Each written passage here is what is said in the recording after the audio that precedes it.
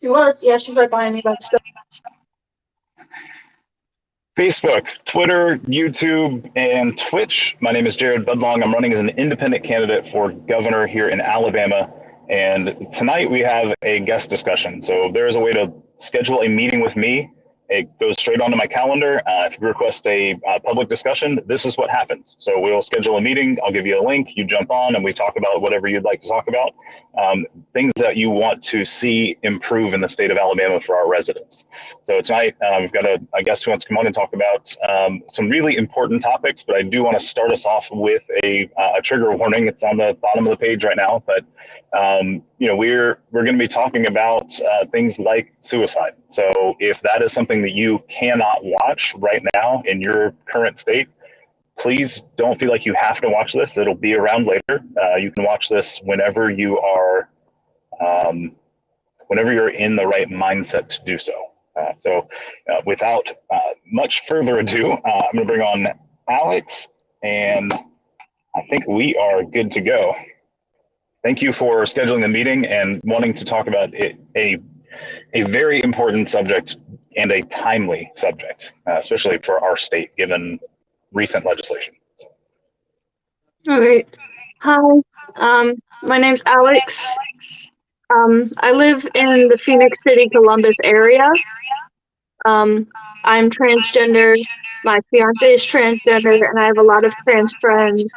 And I wanted to take this opportunity to speak to a candidate about what they plan to do to help trans youth and access to gender-affirming medical care. Yeah, so the focus right now is to find ways to overturn or stop / mitigate the effects of the bills that have been passed. It's already been signed by the current governor, so the exact way to do that, I'm still working on. And if anybody's been following my account for a while, like I am not a longtime politician who, has long-term plans for this state.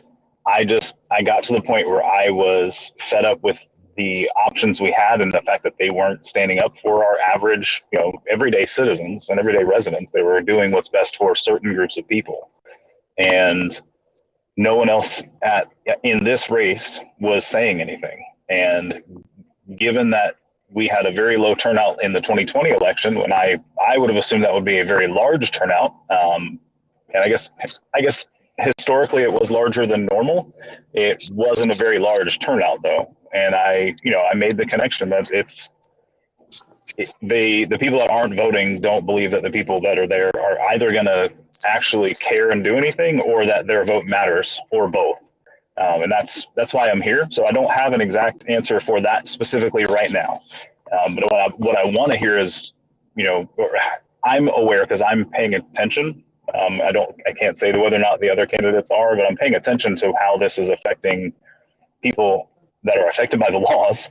But what I haven't heard is from anybody who is in the community yet directly. So it's been third hand, either news articles or videos that other people have posted, but it hasn't been a conversation that I've been a part of directly, at least.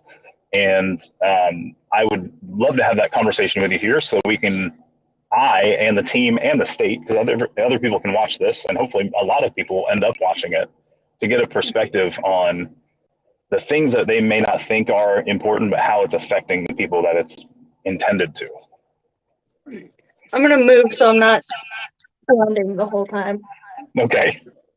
And while you're moving, I'll apologize. To everybody who's watching, yes, I'm in my car. I am parked. The plan today was to go to Birmingham to go to an event to protest the prison bond situation. We're trying to sell bonds to pay for the prisons because the COVID money that we allocated isn't enough. So we're trying to sell bonds for them. The first round didn't go well, which I'm not upset about. And they were going to do a second round, or they're going to do another second round. Today was supposed to be a protest, but it got canceled by the organizers. The quoted reason was safety concerns. So I respect them for making that call so they don't endanger anybody. And I made use of the day while I was there by reaching out to people that are in Birmingham that I've been meaning to talk to because it's been a little while, been a little busy. So I did a little bit of campaigning while I was there instead of just attending an event. But I am currently en route back to my home, so I stopped because the live was already planned. So stopped, pulled over, and we're going to do a live from our phones. Kitty's somewhere. I don't know. Sorry, I apologize if I seem distracted. We got to rescue Kitty today, and she's just all over the place. No, that's okay. That's all right. So what is the climate in the transgender community? Because I'm not in the community myself. I want to support that entire I'm going to say oppressed group of people because that the state is currently actively harming you. So I want to hear from you, like what's going on, like what is the ground level, be as blunt as you want to. I guess in layman terms, it makes people fear for their life and their safety. Okay. And people in the community, even people who have already transitioned, they worry about the lack of access for youth or transgender people in general. And a lot of people, they cite the Bible, and I grew up Catholic. The Bible never says anything about transgender people. And they're doing everything they can to harm the community. And there are so many statistics out there that prove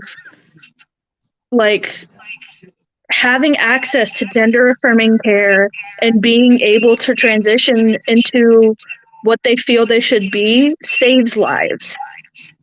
And a lot of the Bible thumpers, they're like, well, we're doing it to protect the children, but all they're really doing is causing a higher rate of suicide.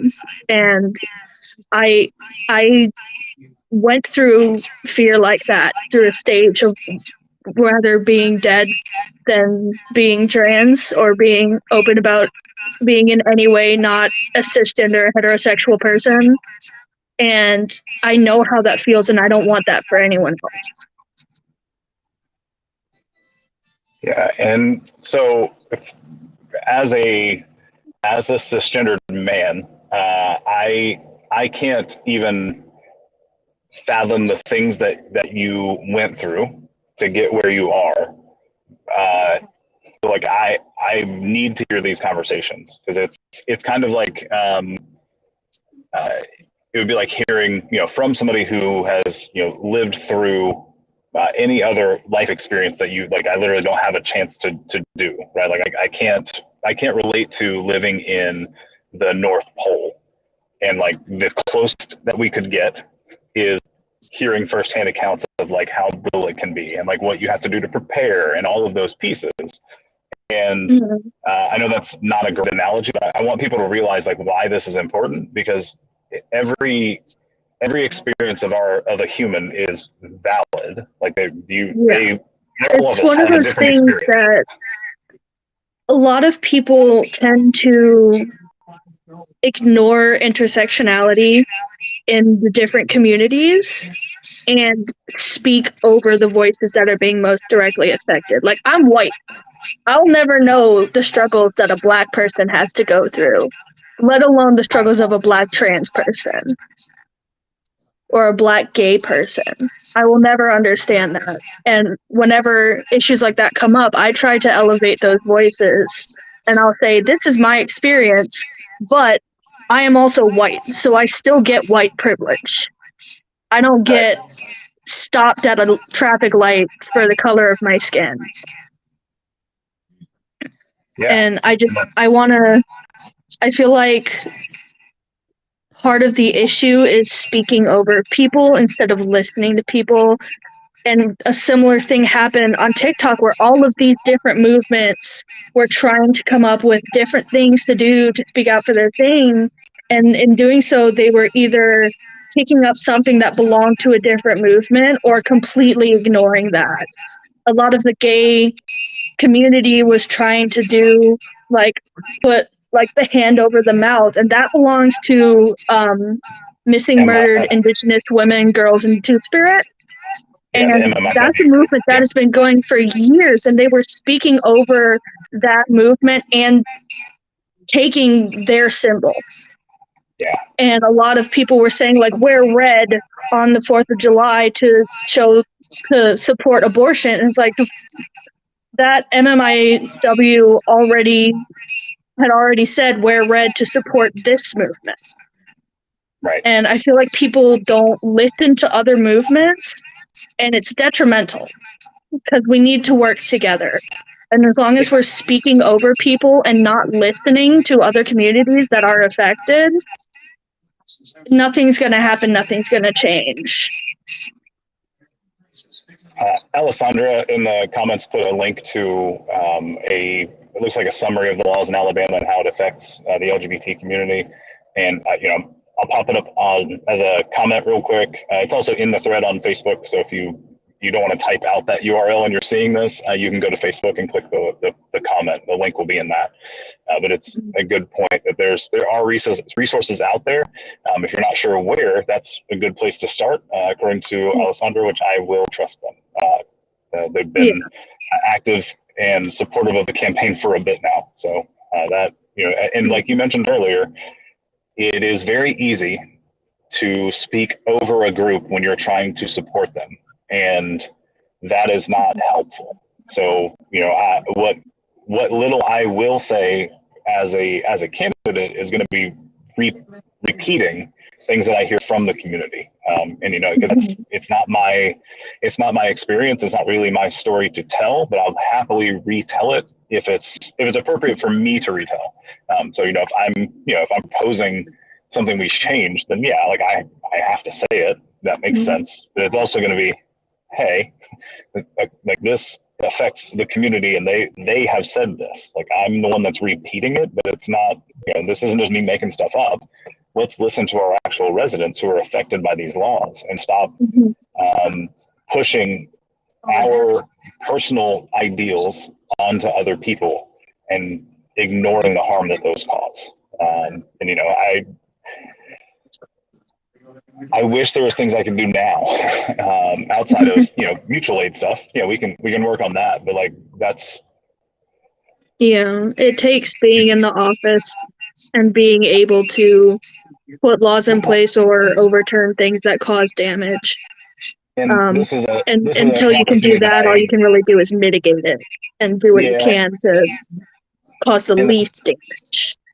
Yeah, and the thing I want to bring up, because it needs to be said more often. I don't say it enough. I say half of the concern. So when I say there are things that I can't do as governor, and that's intentional. Like there's 3 parts to our government. There's supposed to be some checks and balances. But what I don't say often enough is the people that are supposed to be protecting you, or rather not taking away your rights, is the legislature. So like the other half of this is vote for me, but also find your local representatives and vote for the ones that will most likely help you in your districts and in your county, depending on what role you're looking at. Your mayor, because like they can do things also.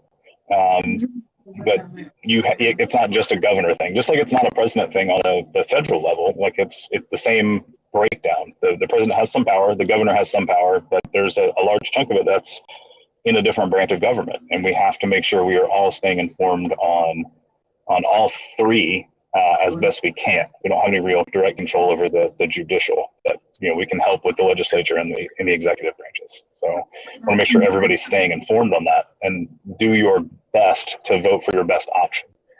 I'm going to say it that way because I'm aware of how lacking our options are in the state. The caveat to that would be, if there's no one opposing your candidate, consider running.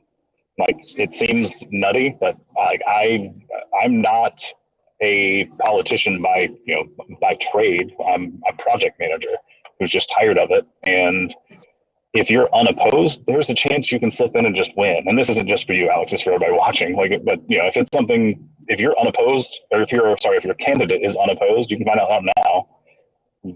There's a chance you could just win by default, depending on who's in your area. So you think about it, and do some research. Don't put yourself in harm's way, but that's also an option. Don't necessarily feel hopeless if there's no one running other than one person. That actually might be an opportunity rather than something to be frustrated with, or both. You can do both. Yeah. So did you have some stats specifically that you had on hand that you wanted to bring up and call attention to, by any chance? Mainly just the, I don't have like specific numbers. Yeah, okay. Not like right in front of me, and my memory is absolute garbage. Okay. But it's just general. A lot of the problem that a lot of like uninformed people have is they don't do the research. They don't do any like ounce of like actual research. They're like, well, I checked the front page of Google and I didn't see anything. And sometimes you have to go deep. Yeah, do some due But diligence. the main like statistic I wanted to bring up is that there are multiple case studies of suicide rates before and after transitioning and receiving gender affirming care, and they drop dramatically after receiving that care. And like, it's not 100%. There are some people who transition, realize it's not create, and they detransition. There are some people who they transition and they still it's just so deep ingrained in them that they still feel that way. But as a whole, the rates drop dramatically, and it's concerning that people in office don't do this basic research to see what harm they're causing. Yeah. I can't say that they aren't doing research. I just, again, like, it's a very, very contentious time, because I am jumping into this without any real background, but the way it seems, I will say it this way, the way it seems from the general public, and you can agree or not, I'm not entirely sure, but to me, it feels like they may have done the research, but are okay ignoring it because they have a different. And some people may argue that that's worse. Because you know what's happening and you just don't care. Yeah, no, I don't disagree there. My point is, it's not that they haven't. Yeah. We don't know that they haven't done the research. We just know that they're not using the research. Yeah, and I think the reason I state it that way is to try to give them sort of a benefit of the doubt, like they don't know. But there is always the chance they do know and they don't care. I will say this. I, for a long time, gave too much credit and too much leniency to the previous politicians, not recent, but I mean like older. And if Amanda's watching, I think I blew Amanda's mind if she's watching on one of the platforms right now. But the 1901 Constitution that we use right now, and I will speak about this, I think, every live, just because everybody in our state needs to understand why that document exists in the way that it does. And our Constitution is the longest constitution in the world, the world, by numerical word count. It's near 400,000 words, if not over at this point, with 977 amendments. And day 2 of the Constitutional Convention, the proceedings before, while they're meeting to figure out what they're going to put into the Constitution and what they wanted to accomplish and all of those things. Day 1 is the the roll call. Right? Everybody comes together, like they're like, hey, yeah, we're making a new constitution. Like, got it. See you tomorrow. Well, day two is the what are we doing? Like, what are we here for? And within the first 2 pages of the document, which equates out to maybe 10 or 15 minutes if you just read through it, because it's a conversation essentially. It's a log of what was said, and the president of the Constitutional Convention says, like, what are we here for except to enact as best we can through via the federal constitution, the power that we have through that. We're here to enact white supremacy into law through our constitution.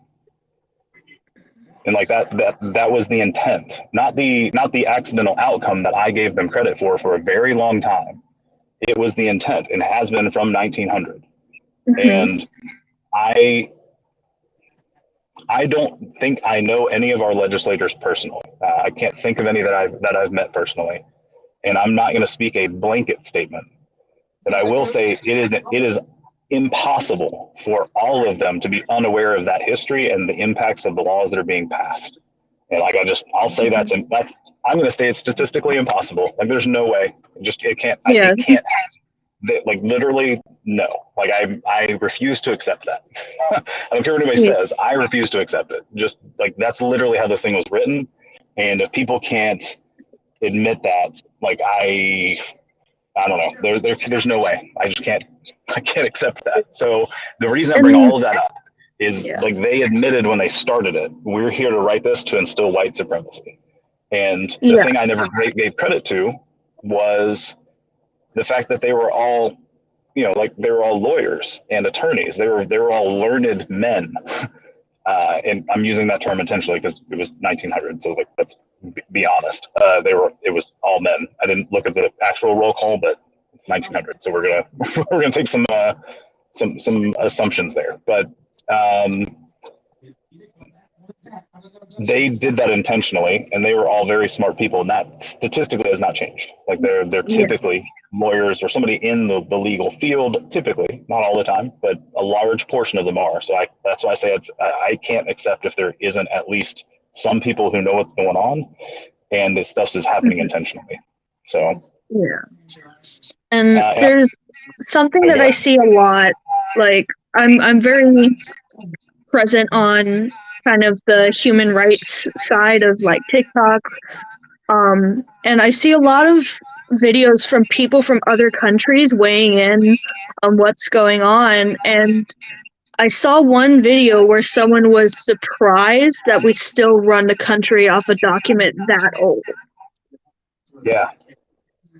They were like, that's unusual. That's not normal in the rest of the world. They're usually renewed every few decades or something.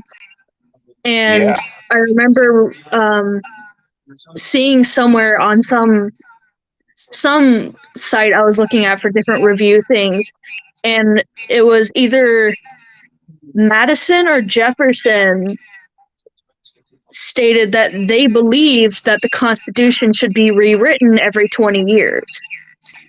It was roughly 19 or 20, but the overall point, and somebody quoted it on a, what was it? I think it was my live yesterday. It's with Corey Wilson, who's running for the House, I believe, up in Madison County. But we were talking about it, and he paused for a second, pulled up his laptop, and read it.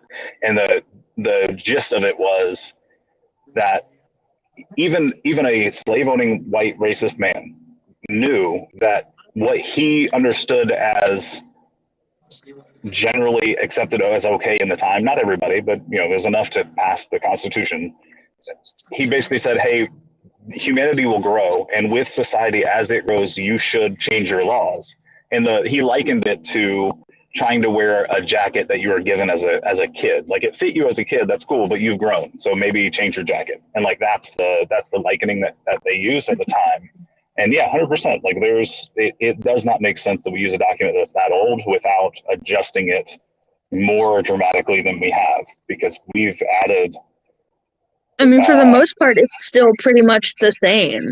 There's like a few amendments here and there, but the wording is the same. The core is still a problem, though. Yeah, like it was written to help certain people, and that stuff can get undone, which is what we're seeing right now anyway. And this kind of ties back into the state setup that we have. Our state puts a lot of things into the Constitution rather than into just the code of Alabama, the laws. It's how the it's how we handle things. That's why our Constitution is so long, is we're actually injecting a lot of things into it that probably shouldn't be. So that's why it gets much trickier to undo certain things. It depends on how it got enacted and passed. But somebody did bring up some stats. I think it was Alessandra again, and I want to make sure I can read it. Yeah, so 41% of trans folks are reported to have attempted suicide,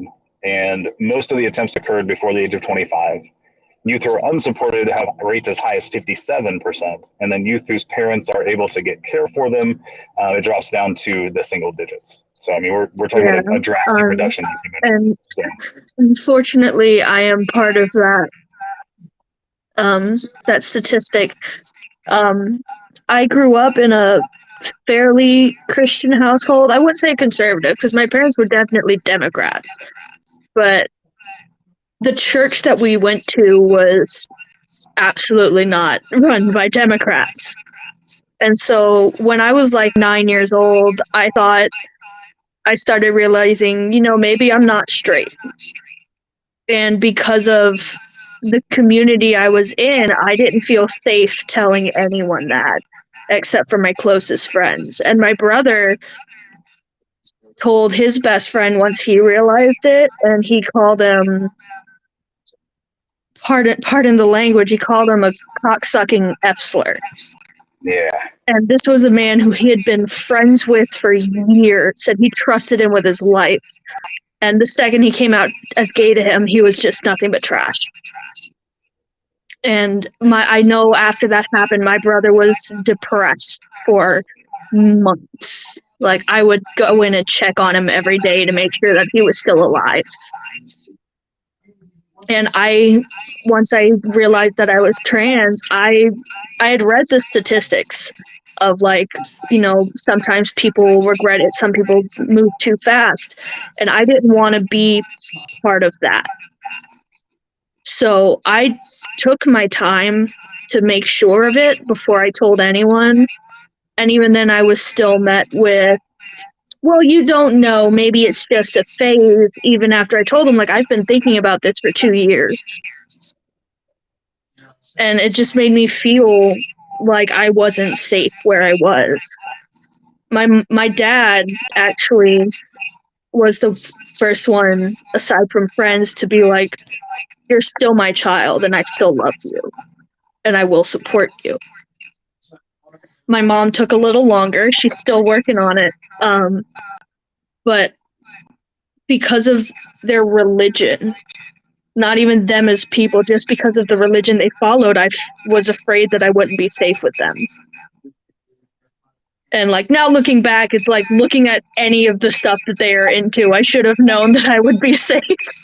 But it's having a religion like that over your head for years, especially when the church preaches almost weekly that your existence is a sin, it really makes you not want to be alive.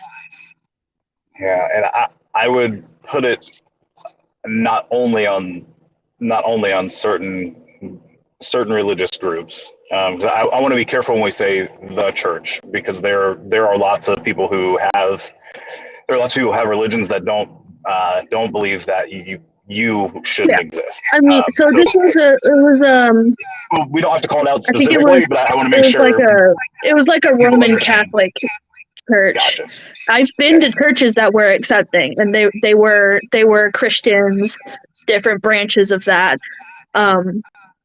I've been to like a Lutheran church, they were pretty accepting, but just kind of the fact that no, absolutely. I have plenty of Christian friends who are super accepting. It's not anything about that. It's just the hateful ones tend to be the loudest. Well, and that can cause a lot of damage. And it's not just that it's coming from the those churches per se. Mm-hmm. The problem is that it has permeated the broader society. So like, Mm-hmm. and it becomes I don't know the right word for it. I guess culturally acceptable. Like at some point, Mm-hmm. back It becomes a I'm a cultural I'm a norm when it yeah shouldn't be. yeah I'm a bit older, so like I barely remember the AIDS epidemic. Like I was young during that, but I remember vaguely as a kid being concerned about whether or not like you could touch people. It got super it was very bad. And like that was never Mm-hmm. a it wasn't a concern. It should have been, but it was. Mm-hmm. And like that was all a very similar, obviously it's not based on, people don't think you can like Mm-hmm. uh become Transfer the gay by gay. touching, or yeah, you can't transfer your sexual orientation or your gender identity, like doesn't transfer via touch. But in a similar sense, there's a broad public misconception that Mm-hmm. is um, not just being espoused from a religious group. It has become a very public Mm-hmm. popular thing, and not in a good popular way, but just the populace in general. And Yeah. that adds to that. Even if even if your parents aren't attending a religious organization, especially now, the state is saying that you shouldn't exist, and like that's Yeah. where I want to fight back. Where it's like, hey, this the state should want every human to keep being here, and like we should be doing everything we can to make sure that happens. I want to Yeah. bring I up think we've that got part of we, the thing is go ahead. there's like how people don't want how some people don't want critical race theory taught because they don't want slavery taught. Some people don't want to acknowledge that being gay for a considerable amount of time, even still sort of today, was considered like, what's the word? I don't think taboo is strong enough. Yeah, Um, taboo's not, it's not strong enough. It was, people viewed it as like you were an abomination, you shouldn't exist. yeah, And that still carries over. And even I've seen some people who act like this was, they act like Stonewall was like a century or more ago, and it's like this was not that long ago. The people no, the who did part. that for the most part are probably still alive, at Well, least the younger members. I was going to say the unfortunate part is a lot of that generation didn't survive. Yeah. So like, and that's, and again, speaking on behalf of people who have said that, but they have brought up that uh, a lot of the younger generations that they talk to and are trying to help, they don't have the mentors because the mentors didn't survive that onslaught, like that those decades Which is literally. very unfortunate, and Yeah, it's very sad, and it's even more sad that people try to minimize it and even sometimes pretend that it doesn't exist. And it's a similar thing where like people who were alive when the civil rights movement happened, people who went through that, people who lived through segregation are still alive. and some Like of them I are know still people whose elected officials. grandparents can tell you where was the colored bathrooms and where was the white bathrooms. Yeah, yeah, and some of them are still in elected positions, which is even more disturbing. Mm-hmm. Cyan mentioned that detransitioning can make the rates, the suicide rates talked about earlier, even worse. And if anybody's watching, like make sure your kids make sure you're taking care of your kids because they may be having to deal with that, especially with the current attempt of our state. I'm not sure where it currently is, but we're attempting as a state to force detransitioning. Mm-hmm. So I please, heard about that, and that broke my heart yeah, because it's please, like these people if have you've got already kids, keep started an eye. this care, and they're probably so much happier than they were before that. And now the state is trying to be like, sorry, you're not allowed to be happy. Yeah. At least that's probably how they're feeling it, how they're taking it, is you don't get to be happy. I can't even empathize. I'm doing my best, but I have no idea what that is like, and that's why I want to make sure we're giving space for anybody who's affected by these laws to voice their opinion. Is that sorry, not your opinion. Sorry, voice your experience. Let me correct myself there, because it's your experience is not an opinion; it's a fact of your life and how you have been affected by the state. So, I don't want to minimize that experience. I'll be the first to admit I still have an element of privilege because I am white. Yeah, and there's I am a white person, and I'll never experience the intersectionality of being a person of color.